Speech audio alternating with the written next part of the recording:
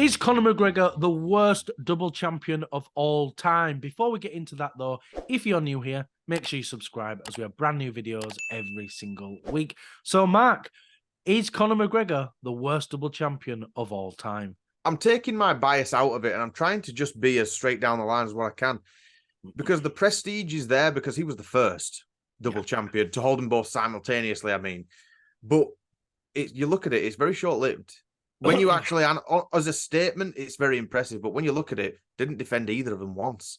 And it looked like it was the right place, right time, golden child to go through, stormed through the featherweight division, then beat Eddie Alvarez, and then just kind of tottered off and fought Floyd Mayweather. You're like, that isn't a championship mindset, surely. As if I've ever been a champion. But you know what I mean? Like, as in we get people that it just seems more noble, you know, in order to defend the belt. This is mine now. I'm proving why I am the king of the mountain. But Conor didn't do that. So whilst the prestige is there of him being the first ever double champ, it stinks a little bit. You know, it's lackluster when you break it down. I agree. But sort of, I don't think I've really asked a fair question because I think, you know, asking who's the worst double champ is like asking what's the worst blowjob. You know, they're all bloody good, aren't they? You know, do you know what I mean? They're all fantastic. But with Conor, you know, his run for the double belt, there's nothing quite like it. Don't forget, he fought 4 times in 11 months, and he fought 2, you know, from end to end, 2 of the best champions. You know, people talk about Jose Aldo now as still the best featherweight of all time. And Eddie Alvarez, I think the big problem for Eddie is people remember him for the guy who got battered by Conor, but then they forgot he battered Justin Gaethje after that. He had 2 wars with Dustin Poirier, and he was a monster in Bellator against Michael Chandler. I think people forget how good Eddie Alvarez is and how good Conor was in both of those title fights, you know. And of course, he fought Nate Diaz 2 times in between them. Such a strange one is that, though, isn't it? Like, why do people not remember Eddie for his full career? They literally remember him for a finishing combination that Conor McGregor threw. What? Yeah. How weird is that? He was a champion. You know, I don't know. It's a shame. Unfortunately, I think even we're guilty of it, and I think even the most diehard fans are. With MMA, it's what have you done for me lately? You know, like look at Izzy, for example. We were talking about Izzy as being one of the best middleweights of all time. And when he finished off Alex, it felt like, right, he's going to do this. And then he got dominated by Strickland. And they're like, yeah, who's that guy? Nobody cares anymore. We move on so fast. And it's because these divisions move so fast. And we've got fights every week, every month. It's almost hard to remember. You think, yeah, all right, whatever, that's gone now. It's out of the picture, you know? Well, we've said before, MMA fans in particular, have got very short-term memory, don't they? Like you say, you mentioned Israel Adesanya, and they remember Sean Strickland screaming at his face and dropping him in the first round. I do as well. But at the same time, you've got to look at it as a collective, as a whole. And I think that's what separates, I'm not going to say casual, but I'm going to separate and say it's what separates people who know what they're talking about and who have just channel flicked in. If they've just caught that one fight and that's all, you think all the amount of hours, years, training put together, you think that it can be summed up in one moment. It's like Ben Askren, perfect example. His entire career can be summed up in 5 seconds by a lot of people. Yeah, and it's a shame because like I've said before with Ben, if Ben had come just a few years earlier, we could be talking about Ben Askren as one of the greats. But unfortunately, he came in, retired. No, I genuinely believe that. I think he could have done it. I think with how good his wrestling was, he could have caused a lot of problems there. But, you know, he came in at the wrong time, twice retired, needing a hip replacement, finally got his hip done, got battered by a YouTuber. And it's like, well, you know, and that's tough for Ben, you know. Ben decided to do that. That's all on him, you know. There's no sympathy there. But I've never seen a guy walk off so happy, being knocked out with a big bag of money and his beautiful wife in his arm. He was literally laughing as he left. So good for him, right? I mean, I wish I could get beaten up by a YouTuber for £1 million. I'd be pretty happy with it, to be honest. Yeah, it won't be turned up to the office on Monday, I don't think. Definitely not. So, you know, of course, there's double champions, but there's also two division champions. And the first person to be a two division champion is Randy Couture. Mark, what do you sort of think about his title run overall? You can't not love Randy Couture. Even Joe Rogan said it's his hero. He really is one of the pioneers of the UFC and of the sport in general. Randy Couture is, I'm going to steal a Sean Strickland quote, he's a man's man. Is Randy Couture. He just turns up, gets things done, and to still be doing it. He was the champion at 45 years of age when Lesnar beat him. It's crazy. He's had a great rivalry, with Chuck Liddell, the amount of other people that he's beat. Don't forget, Randy Couture did a crossover fight with James Toney as well, the boxer. Absolutely battered him, but this is what I mean. It's as annoying as the crossovers are. They're not new. It's just in this social media day and age, it seems to be that they're everywhere, but they have always happened, and you can't dislike Randy. No, I don't. You definitely can't. And what I always find such a shame is why is Randy Couture not up there with names that like Conor and Silver and even Chuck Liddell, like names that people just know off the top of their lips. I mean, for fight fans he is, but why is he not more well known? I think it's such a shame because wasn't he like his first championship like in '97 and then he won it again in 2004? So it's such a ridiculous run, and you think he is, like you said, a pioneer of the sport, and it feels like he should be a household name, right? And unfortunately, he's not. I think you've got to go with the times as well because the UFC is a very young sport. It's only been going 30 years, and for most of that, it's just been seen as violent, unnecessary blood sport that people aren't interested in, and they want to shield the children from watching that kind of thing. So Randy was around in a lot of that era. When did Lesnar beat him for the belt? Was it like 2008 or something like that? 2008, 9, maybe 10. But then he's since retired. It's perfect time, perfect place, I think, for what I was speaking about earlier. People who actually know what they're talking about know how great Randy Couture is. But anyone tuning in, they say, "Oh, he was just a champion." You're like, what do you mean, just a champion? Light heavyweight and heavyweight champion. The names on his resume are crazy. Yeah, for sure. And some of the best fighters on the planet are two division champions. You've got people like BJ Penn, John Jones, GSP. But for some reason, it feels less impressive being a two division champion. And I'm not sure why that is. Why do you think people are more impressed by double champion than two division champion? I think because it's barely been done. Like we've just said there, MMA fans have such a short-term memory. They probably won't remember people's reigns previously, unless it was really dominant, like John Jones's or something like that. Yeah. Like you said, BJ Penn, when he became the welterweight champion, you go, oh, fantastic. That's good.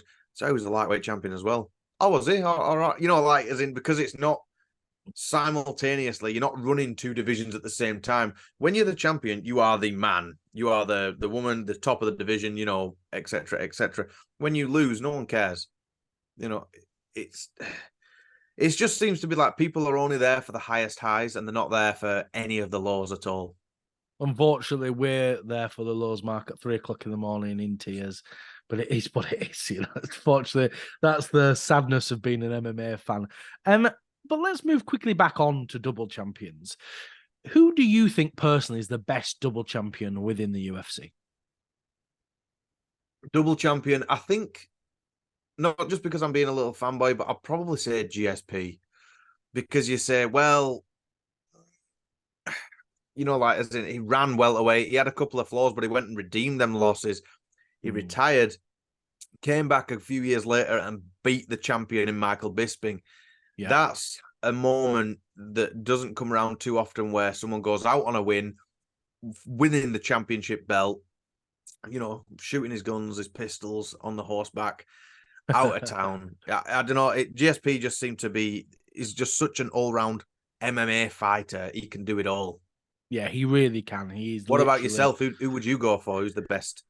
Well, for me, I think the problem with GSP is, like you were saying with Conor, he didn't defend that second belt. You know, he retired immediately afterwards. And so for me, the only champion I can think of, double champion, that did defend the belts consistently is Amanda Nunes. I think she ran 2 divisions back to back consistently, and she was at the top of her game for a whole career, minus a little blip against Pena, but she got that back.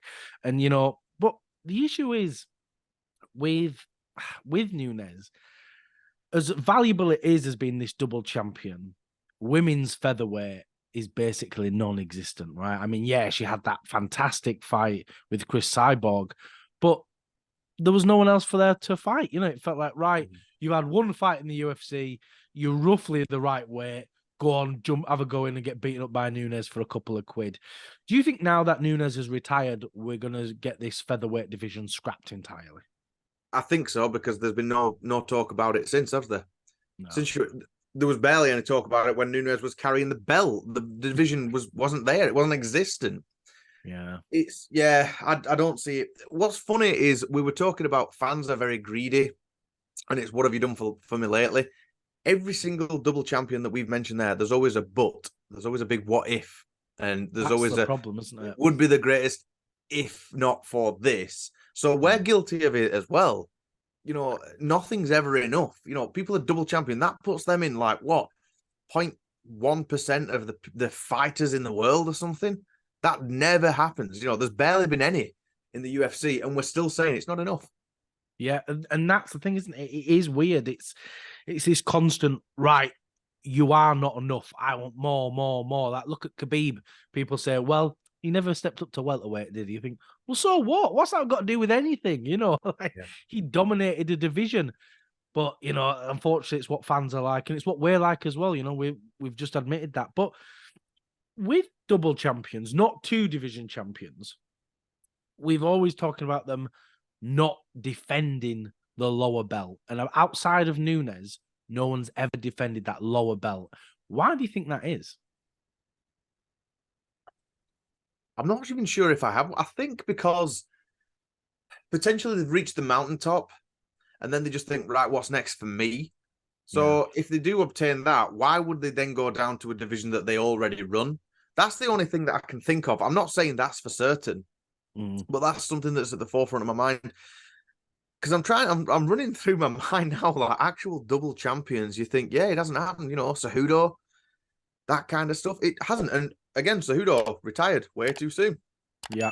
And well, he retired to try and get a couple extra quid, and it didn't pan out too well. Backfired though, didn't it? That must have been humbling when he got home and the phone wasn't ringing, and he just sat there looking at his 2 replica belts. And Dana White isn't his friend on Facebook anymore. Terrible, isn't it? And that's the thing, he really shot himself in the foot doing that. But, you know, poor Cejudo, but, you know, if you do that, you do it on yourself, don't you? But I think the real reason is why no one defends that title is because going up a division, you've really got to put some size on to actually be competitive there. And then dropping down just makes it too difficult because it's not size as in fat, it's in muscle and strength, and that's hard to get rid of, isn't it? Whereas, right, if I've eaten a couple of extra cheeseburgers to go up or a pizza, like in Izzy's case, you can just diet that back down. You know, exactly what happened with Izzy. I think when he came in at 205, I think he was 4 pounds under the limit. I think he came in at like 201, 201 and a half. And it just proved that like Jan's just too physically strong for him. And unfortunately, Izzy just wasn't double champ material. Well, that's the thing of losing weight is different to cutting weight. So different. Cutting weight is a very temporary fix. It's dehydration and all that. You know, you've seen them in the saunas, turn up for the weigh-in, then go and eat whatever the hell they want, you know, in order. That's why champions, typically Aljamain Sterling, he comes in at like, what, 170 in fight night, that kind of thing. That's why it's kind of borderline grey area cheating, do you not think? It is cheating. It's cheating. I hate weight cutting. I've said it for a long time. I'm not a fan of it. I think it's bad for the fighters. It's not good for their health, and it's not good for the people they're fighting. If I'm coming into the octagon at 150 and my opponent's coming in at 170, I mean, maybe that's my left leg versus my right leg, but still, that's not the point. You know, it's not fair. Like, why should I have to fight this guy who weighs 20 pounds heavier than me? You know, this isn't a Jake Paul fight, yeah? We're not having to go and fight some young kid who's really strong. I hate it. I don't think it should be happening, but Well, you you know, notice a complete difference when people fight around about their natural weight class. I'm not talking just win or lose. I'm talking about octagon presence, cardio, energy preserve, and all that. Colby Covington barely cuts weight. That's his weight. If you cast your mind back to a few years back with when Cain Velasquez was top of the heavyweight division, he'd come out into the 5th round like it was the first. He was a cardio machine. You know, it's cutting. It's difficult, isn't it? Because just going back to your point earlier about Adesanya, in order to go back down, imagine if he'd have won and then to go back down into middleweight, because it's quite a drop, you know, especially if it's muscle to cope with guys like Jan, Yuri, Pier, you know, if he was stuck around at light heavyweight. It's such a hard adjustment, and especially those two divisions that are so volatile, you've got to be so ready. So you've basically doubled your workload, you know, for your career. That's why, you know, no one should be berating any sort of double champion or any champion, to be honest. If you reach the top of the mountain, you're one of the all-time elite fighters, whether it's a fluke or not. I agree 100%. It's like when we always talk about that GOAT conversation. For me, we never need that conversation. We have the answer. If you've held the gold, you are one of the greatest fighters of all time. I don't care how you won it. You are one of the best fighters, and just move on. You know, you don't need this conversation everywhere. Oh, who's better, GSP or Silver? Shut up. Nobody cares. What pointless question. But yeah, it's tricky, isn't it, to be constantly moving up and down and shifting weights. And I think if the UFC got rid of weight cutting, we'd see even better fights. I think everyone would be in the best physical condition. They'd all be fighting at their proper weight class, and we'd get 5-round bangers all the time. But, you know, I think people are obsessed with becoming double champions, though. So they're willing to do that kind of thing. Go, right, I'll cut all this weight and then I'll go and move up into my natural weight division and then be at a disadvantage, which is a tricky one to do. But why do you think fighters, Mark, all of a sudden are obsessed with becoming double champion and not just settling for, right, I'm going to conquer one division? I think it's quite annoying, if I'm honest. Because someone wins the title and then they decide to do, I want to go up to a division as well. Leon Edwards is talking about moving up to middleweight. You're like, defend the belt, Leon. You're not active. You know, like, people forget about you. Anyway, before you'd won the belt, he's known for a knockout of one of the best welterweights ever. Yeah. Defend that belt. You've got to get through Colby first. And then there's a good few others before you can even think about that. Surely moving up a weight class is when you go, I won't mind a challenge. Israel Adesanya was justified. Granted, it didn't go his way, but he was justified. He was on the second lap of everyone that he's already beat. Completely justified. I'm not saying you always have to get to that stage. You know, sometimes you can go up just to challenge yourself, you know, maybe like GSP did straight after. That paid off. But what I think the people just want to be known as they've got all the gold. They've got all the glory. I swear, I bet it's not going to be too long. Give it 5 years and someone will have been triple champ. Yeah, I think if we're going to get triple champs, it'll be someone in the women's divisions, I think, because the skill disparity is not so huge. The physical advantages aren't that huge. You know, if you got someone like, I don't know, Rose, maybe she could have been a 3-division champ. Though, to be fair, she really struggled when she stepped up. No, I'm going to put my girl forward. Zhang Weili will be a 3-division champ. I was going to say, Dwayne, what are you even saying? You're talking about Rose. I could tell that cut you deep. Come on, let's just get it out of the way. Zhang Weili, fanboy, we all know. And we welcome it. She could. I think she could move up, fight. She could beat Grasso quite easily, and she could beat Juliana Pena very, very comfortably. So that's where, if we're going to see a 3-division champion, it's going to be a female fighter, I think. I think in the male division, it's just too hard. You've got people talking about Hamzat doing it, but I mean, Hamzat barely fought in the actual division he's supposed to be in. I can't imagine him going up to 205. I think, you know, if he's getting dropped by Gilbert Burns, imagine what Alex Pereira's fist will do to him. You know, it'll murder him. These are the things, though, aren't they? Of like, I think for whether it's GOAT conversations or double champ, triple champ, whatever status is, we've got to leave prospects out of it. He hasn't even got his first belt yet. You know, And it's very rare that someone does obtain a second belt at the same time, whether it's simultaneously or, just further along the line. So people like Hamzat, you're going, well, we'll see. That's all we can do. We can't, we'll see, and that's it. We'll see what the next couple of years brings, because he's really slowed down being active, hasn't he? I don't know if it was punishment for really messing up that card one time, but I'm really not sure, because before that, didn't he fight 3 times in about 66 days? Yeah, he fought a lot, and I think it's because of some visa issues or something. That seems to be what the problem is, but who really knows? That's the thing. People say one thing, someone reports another. It's hard to know the actual truth. But the same as you, Mark, I'm kind of getting fed up of people talking about becoming double champion. DDP was talking about it. He said, oh, yeah, I'm going to beat Strickland and I'm going to move up to 205 and fight Alex. I was like, you've not even won the belt yet. What are you talking about? Yeah. How are you gonna? Yeah, how are you gonna talk about moving up when you've not even won the belt? It makes no sense. It's not a conversation that belongs, I don't think, especially for someone like DDP. Look, I don't hate DDP, so it's not a personal opinion. Although it did beat Robert Whittaker, which I hated him about, and his face has been on my dartboard ever since. But that aside, DDP has no right whatsoever to be talking about going up in an upper weight until you've got the belt. And then again, I'm contradicting myself, because Leon Edwards has the belt, and I'm thinking, shut up, Leon. Just defend at welterweight. That is your weight class. You weren't talking about going up to middleweight before, when you were poking Bilal Muhammad in the eye. So now you've got the belt. Why do you want to move up? Yeah, just for all the fame and glory. Boring. Exactly, and that's what it is. It's boring fame and glory, isn't it? But what's your sort of, okay, if someone's going to be a double champ, Mark, what do you say they need to do? What does a champion need to do for you to go, yeah, I think you deserve to go up and fight in the division above you?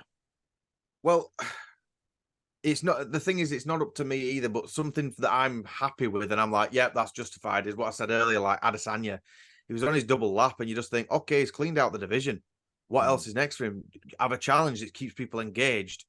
Alex Piera, that's another one as well. Look, for the short amount of time he's been in the UFC, you can't discredit him. The people that he's beat, the people that he's knocked out and knocked off, and he is huge for that division. So then you go, well, let's see what he can do at light heavyweight, like a division that he's probably more comfortable in, his actual weight class.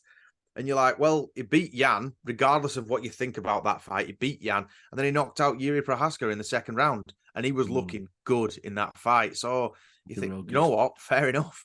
And all Alex needs to do is go up to heavyweight, and if he clips whoever the champion is with that left hand, he could be the first triple champ. You never know. So it's a race between Alex Piera and Zhang Weili. I bet Alex would still have to cut weight to make 265. He is a giant. He's a huge bloke. It's ridiculous. But yeah, I'm in agreement with. I'm kind of fed up of just champions just defending once and moving up. Like, look at Cejudo. He defended once, got to move up. Look at Conor. He didn't defend once. I'm going to say, wash your mouth out, Dwayne. Yeah, didn't defend once. Cejudo, and neither did Cejudo. I've misspoke there. He didn't defend. He won the title and moved straight up and fought TJ. And for me, that's not enough. For me, you have to, right, if you win the title, you don't have to beat your top 3, 4. You've got to get off the top 5 of your division, and then you can move up. And until that moment, it should be happening. Like Aljamain Sterling, for example. If he'd have moved up to double champ and fought Volk, I wouldn't have been upset at that. But it feels as though Dana hated Aljamain and just was not interested in giving him that opportunity. Volkanovski is a perfect example with that as well. If he would have beat Islam, I'm not going to bring this up because I think we've got PTSD from that. Both those fights, Dwayne. But Volkanovski cleaned everyone out. Who else is left for him at featherweight? Once he gets through, well, if he gets through to Poirier, then that's it. You're like, well, what else is there? He's just sat there. What should he do? 4th fight with Holloway? No, who wants to see that? Apart from Holloway fans. And Holloway himself. But I think that's the thing, is it? When you see like high-level fighters like Izzy and Volk failing at becoming double champion, it really puts into perspective how difficult it really, really is. It's like, yeah, fine, we can all badmouth Conor and Cejudo, but it's these elite fighters who can really step up and go, yeah, I'm going to move up a weight division and I'm going to get the belt here. And it's so difficult to do. It's really, really hard. But, you know, sort of talking of Izzy and, you know, saying that he's not perhaps double champ material, we could maybe see him move up to 205 and try and beat Alex and then maybe move back down to middleweight. But how do you see Izzy's chances at 205 against Alex? I think that's the only time I'd like to see a third fight in the UFC between these two, to be honest, is at 205, because it brings a new interest to it, doesn't it? Rather than just, they're going at it again and again and again. Yeah. I do quite like Israel's chances, if I'm totally honest. It just seems that Jan, at the time, this was 2021, wasn't it? Jan at the time, you know, with the takedowns and things, he really, really did give Israel Adesanya trouble. But I think there's a lot of people at 205 that Israel Adesanya is capable of knocking out and making it look quite easy, if I'm honest. Yeah. Well, I'd have really, you know, when people are always about, well, Alex did what Izzy couldn't. Well, I'd love to see Alex go and fight the same Jan that Izzy did, you know, not elevation, at 5 rounds, a younger, stronger guy. See how well you did then. I think that Jan would have battered Alex, you know. But again, that's more a what I coulda, woulda, you know, really. It's all hyperbole, so it doesn't mean much. But we could see Alex become a double champion, not just a 2-division champion, because, you know, middleweight is possible for him to reach to. Do you think he should go back down and fight Sean Strickland, the guy he's already beat? No. I think fair enough. I think, yeah, no, sorry, Dwayne, I couldn't give you any more there. I think he's already knocked him out in the first round, and I think it'd look quite obvious what he's doing if he did decide, right, I'm going to go down. It doesn't look like a challenge. No. Strickland can surprise us all like he did in his last outing against Izzy, but I think it would just look silly for him to go back down. Plus, I think they're actually training partners now, or they're friends or something like that. Something like that, yeah. They've been training together anyway, but you know, it is what it is. But no, I think if Pier is going to do anything, he would move forward, move up. If anything's going to happen, I think he's well established that he's probably done with middleweight now. You can't argue. Look, we talk about people like Conor's rise to the top in featherweight.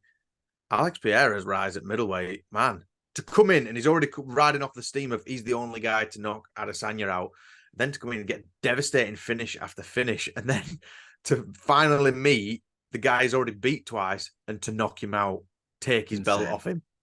It's like a fairy tale, honestly. It's a movie. Yeah, it is. It is a movie, and it's a wild run. And just like you, this is where I'd love to see a trilogy. See them going at it at 205, put the final nail in this coffin. But either way, becoming a double champion or a 2-division champion is an incredible feat. I do think that's all we've got time for. Thank you for watching. If you can like, comment, and subscribe, it really does help us out.